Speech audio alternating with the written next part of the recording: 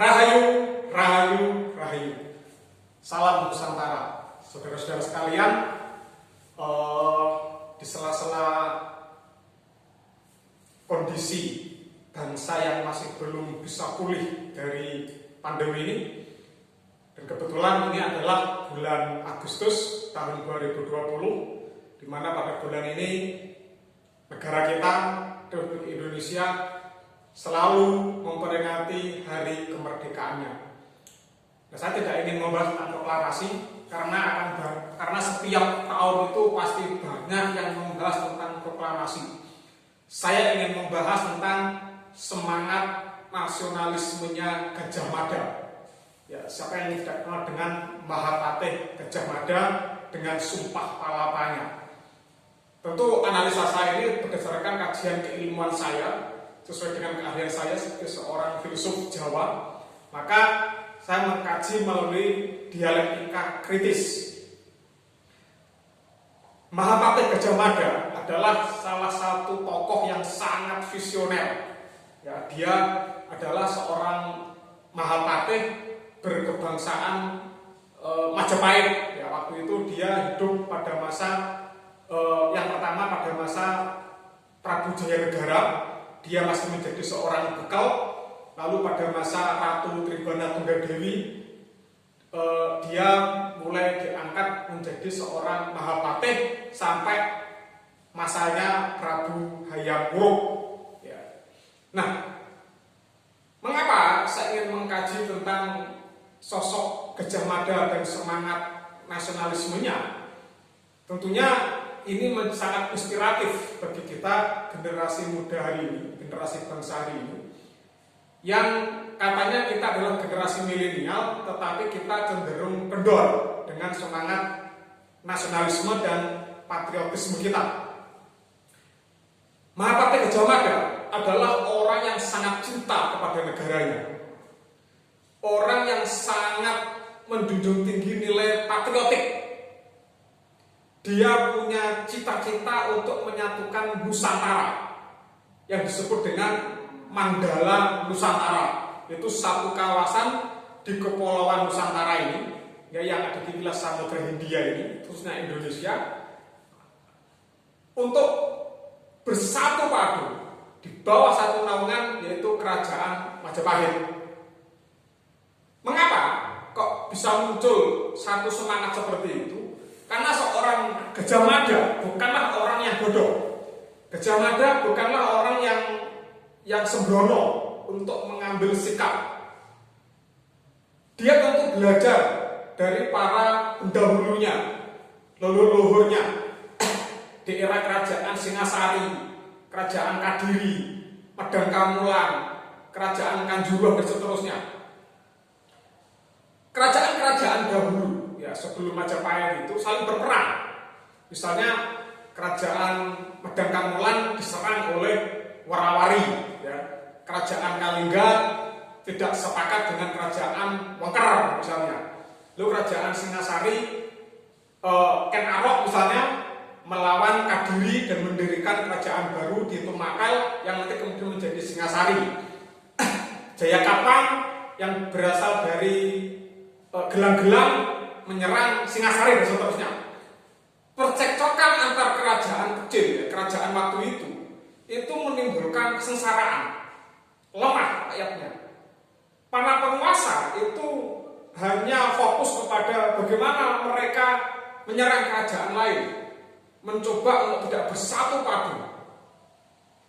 Nah, pada masa Prabu Kertanegara, yaitu Raja Singasari yang terakhir, Prabu Kertanegara mengadakan satu ekspedisi namanya ekspedisi Pamalayu, yaitu menyatukan kerajaan di Semenanjung Melayu, Sumatera ujung sana, di bawah kekuatan Singasari. Maka diutuslah Kebu Anabrang, seorang senopati agung yang sangat luar biasa, dan itu nanti terbukti berhasil, meskipun Prabu Kertanegara tidak bisa melihat keberhasilan itu karena keburu mati dibunuh oleh Raja Jayakatwang. Tetapi dari ekspedisi Pamalayu ini kemungkinan Mahapatih Gajah Mada punya satu semangat bagaimana menyatukan Nusantara yang sangat besar itu di bawah kendali Majapahit. Mengingat pernah terjadi tragedi di mana kerajaan Tatar dari dinasti Yuan yang dipimpin oleh Kubilai Han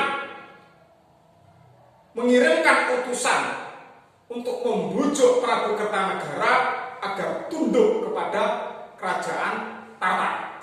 Dan Prabu Kertanegara menolak itu dengan cara memotong telinga utusan Kubilai Han yang bernama Meng Hai. Ya. Dan terbukti kerajaan Tatar itu membalas perlakuan Kertanegara dengan mengirim pasukan besar di bawah tiga jenderalnya, yaitu Jenderal Kausin, Jenderal Ikemesa, dan Jenderal siapa satu lagi itu Jenderal Kausin, Ikemesa, dan Jenderal Simi. Tapi sayangnya waktu itu Singasari sudah luluh lantah dan muncul kerajaan baru yaitu Kediri di bawah Prabu Jayakatwang. Dan menantu dari Kertanegara yang bernama Dyah Wijaya itu memanfaatkan kedatangan tentara-tentara Tatar untuk membalas dendam, membunuh Jayakatwang, menghancurkan Kediri. Yang meskipun nanti di kemudian hari pasukan Tatar ini diusir oleh kelompoknya Dyah Wijaya. Ya. Nah, dari sini seorang Mahapatih Gajah Mada tentu berpikir kalau negara-negara atau kerajaan-kerajaan di Nusantara tidak bersatu padu, maka sudah dipastikan kekuatan-kekuatan asing akan mudah menghancurkan wilayah-wilayah yang ada di Nusantara. Kubilai Han adalah contoh nyata bahwa kekuatan asing itu ingin menguasai wilayah Nusantara agar tunduk kepada dinasti Yuan yang ada di Mongol. Nah, Gajah Mada dengan cara berpikir seperti itu pelan-pelan tapi pasti melakukan kerjasama dengan negara lain atau kerajaan lain yang tidak mau dikerjasama akan ditundukkan secara militer. Itu Gajah Mada. Supaya apa? Supaya negara yang ada di wilayah kawasan Nusantara mulai dari ujung Melayu sampai ujung timur itu bisa bersatu padu. Apakah kerajaan lain sepakat dengan apa yang dilakukan Gajah Mada? Tentu tidak. Mengapa? Karena setiap kerajaan itu punya harga diri. Tetapi setiap kerajaan, tapi orang-orang yang ada di kerajaan itu tidak memiliki satu visi yang sama dengan Gajah Mada. Mereka ingin tetap menjadi satu kerajaan yang berdiri sendiri, yang mandiri, tanpa ada di bawah pengaruh Majapahit. Apa yang terjadi? Ya bisa kita ingat, bisa kita lihat. Setelah Majapahit runtuh, maka Nusantara itu pelan-pelan dikuasai oleh negara-negara asing seperti Portugal, Spanyol, lalu Inggris, Belanda. Karena di Eropa sudah mulai yang namanya semangat penjelajahan samudra. Dan Nusantara yang terdiri dari berbagai macam kerajaan itu terpecah-pecah. Demak sendiri, ya, Banten sendiri, Cirebon sendiri, Samudra Pasai sendiri, Makassar sendiri, gak bersatu padu. Akhirnya mereka mudah untuk diadu domba oleh negara-negara asing. Nah, kemungkinan Gajah Mada waktu itu sudah berpikir sejauh itu. Kalau negara-negara atau kerajaan di wilayah Nusantara tidak bersatu padu, maka kita akan mudah untuk diadu domba. Maka ketika Gajah Mada diangkat menjadi seorang Mahapatih, dia melakukan satu sumpah yang terkenal dengan namanya Sumpah Palapa, menundukkan berbagai macam kerajaan, ya, mulai dari Bali dan seterusnya, Sadeng, Ketak, lalu mulai dari Siam, Sunda dan seterusnya. Meskipun tidak semuanya berhasil, tetapi semangat Gajah Mada menunjukkan bahwa jika wilayah Nusantara itu bersatu di bawah naungan bendera Majapahit, maka kita bisa menghadang negara-negara di luar Nusantara yang ingin mencaplok Nusantara. dan terbukti setelah Majapahit runtuh muncullah kerajaan-kerajaan kecil yang tidak sebesar Majapahit. Dan kebetulan pula di Eropa terjadi muncul semangat yang namanya semangat penjelajahan samudra, ya, yang dimulai oleh Spanyol, Portugis, diantaranya ada Columbus, Vasco da Gama, ada juga nanti muncul satu kelompok dagang yang ada di wilayah Eropa Timur atau Hindia yang bernama VOC dan seterusnya, dan mereka bisa menguasai Nusantara yang sangat kaya raya, yang sudah berbentuk kerajaan kecil-kecil. Apa yang bisa kita ambil dari kehidupan seorang Mahapati Gajah Mada?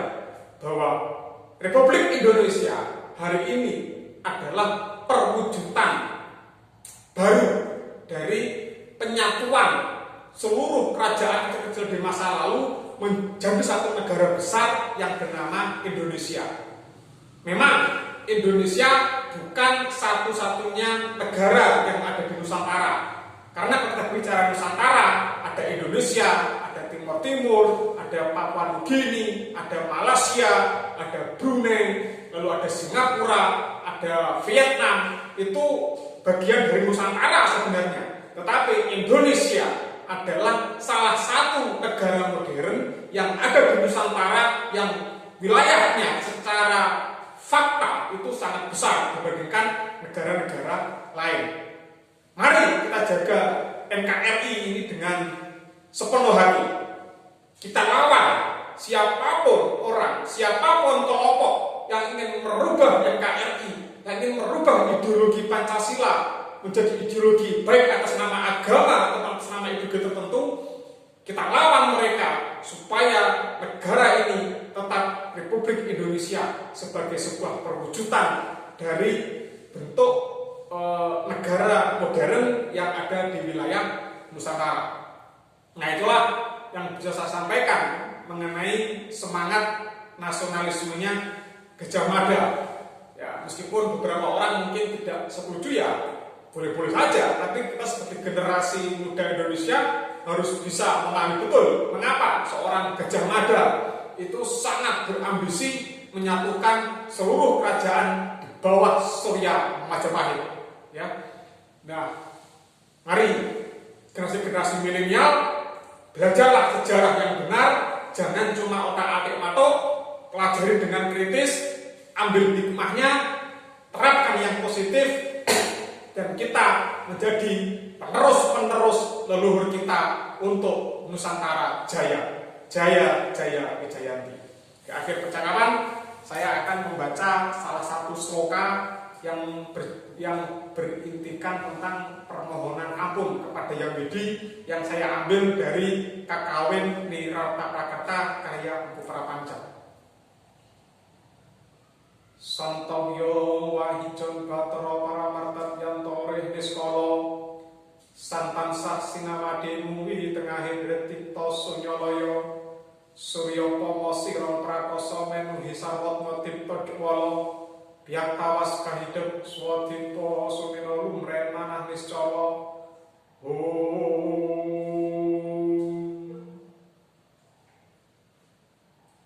Rahayu, Rahayu, Rahayu. Salam Nusantara.